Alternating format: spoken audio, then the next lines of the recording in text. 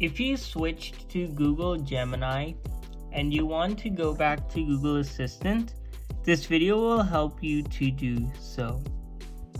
So let's get on with the video. First, you want to go to the Play Store and you want to search for Google Assistant. And you want to install the Google Assistant app if it's not already installed. For me, it is, so I'll simply open the application. Once the app is open, you will receive a message telling you if you want to open Gemini or switch to Google Assistant with a button that says Switch in Settings.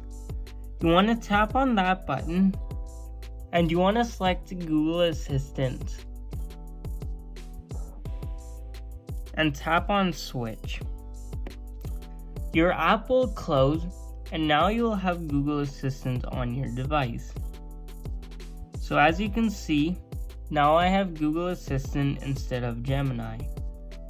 So if this video helped you, please like this video, and if you have any questions, please let me know down in the description, in the comments.